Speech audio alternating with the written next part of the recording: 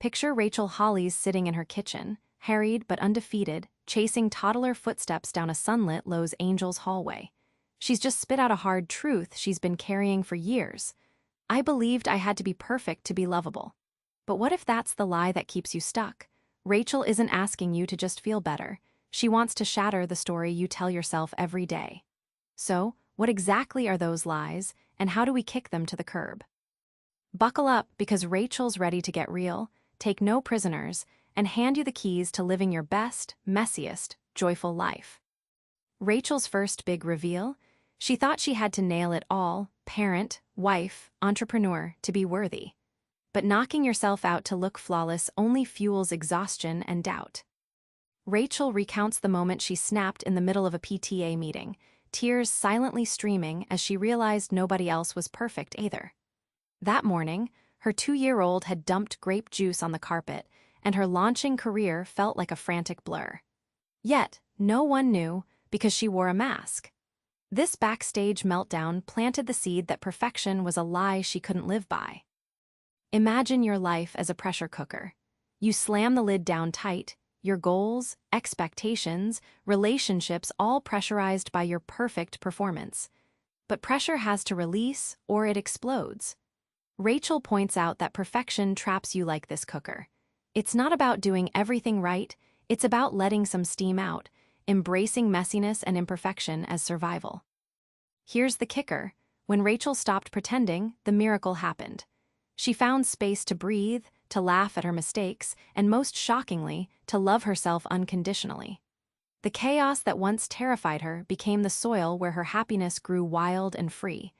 Real joy lives where imperfection meets grace. Rachel spills one of the biggest lies she swallowed, feeling like she was always late in life, love, career, motherhood. But what if timelines are just stories we buy into? When Rachel hit her 30s still single and child-free, she was haunted by the shadow of should-haves, wedding bells, baby showers, the whole conventional checklist she hadn't ticked. Family dinners became minefields, each question a reminder she was behind. That guilt weighed like a stone, until she realized those calendar dates weren't rules, just stories she'd told herself. Think of life like a vast forest with many paths, not a highway with a fixed arrival point. Rachel uses this metaphor to explain that impatience is a trap. Everyone will get where they're meant to, just not on your forced timeline. Chasing someone else's pace only makes you dizzy and lost. Owning your unique path is the real breakthrough. The payoff? Rachel stopped comparing, stopped chasing a deadline for happiness. She embraced becoming a mother later, building her business on her own terms, and living out loud without looking in the rearview mirror. That shift transformed pressure into peace, and that peace bred power. Here's a brutal truth.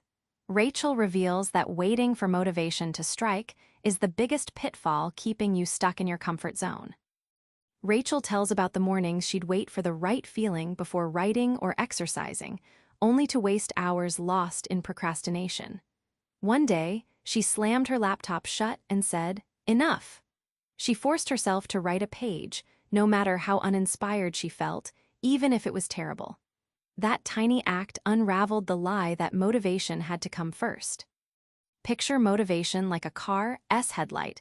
It lets you see the road ahead, but you have to start the engine to move. Rachel's point is simple. Waiting to feel motivated is like staring at your headlights without driving. Taking action creates its own fuel, feeling follows doing, not the other way around.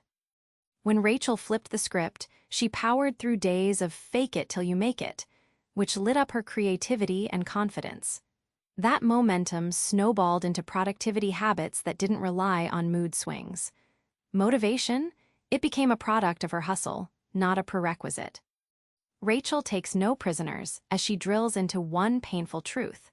Blaming others steals your power and lets misery win. Rachel opens up about a bitter divorce and how she blamed her ex-partner for years, until a moment of brutal honesty forced her to face her own role in her unhappiness. Swallowing that pill wasn't easy, but it was the first step she took to reclaim her life's steering wheel instead of being dragged behind. Think of victimhood like handcuffs. comfortable in some twisted way because they excuse inaction and disappointment. But removing those handcuffs means feeling the raw sting of responsibility. Rachel says this isn't about blame-shame cycles. It's about embracing the gritty freedom that comes from owning your story and your power. Her turnaround revealed a stunning secret.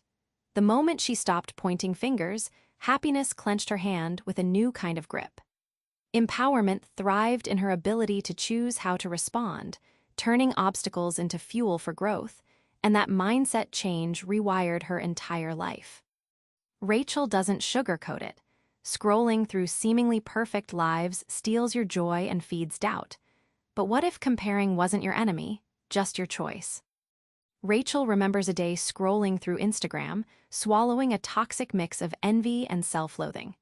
Every image screamed perfect, perfect kids, flawless bodies, dream careers. But behind the scenes, friends and followers had their own fights, embarrassments, and failures, none of which showed up online. That disconnect was a wake-up call to the lies comparison feeds. Our brains are hardwired for comparison. It's survival from ancient times, a wired reflex to size up threats or allies. Rachel explains social media hijacks this instinct, blasting non-stop curated moments into your feed, triggering anxiety and self-doubt. Understanding this brain chemistry means you're no longer a passive victim. Rachel flips the script brilliantly. Instead of envying others, use comparison as a mirror to identify your values and goals. What sparks jealousy can spotlight where you want to grow. This subtle shift turns comparison from a thief into a tool for self-discovery and personal power. Remember Rachel's meltdown in that sunny kitchen, the moment she dropped the lie of perfection? Now you've got the blueprint to dismantle those suffocating stories you tell yourself. Start by picking one lie you cling to, watch it unravel with honest action and self-compassion. Try this. Tomorrow, when doubt creeps in, say out loud, "That's not my truth." It's a small rebellion with massive ripple effects. Your messiness, timing, and choices, they're your power. Live loud, live real, and most of all, wash your face and face your freedom. Subscribe for more book summaries like this one.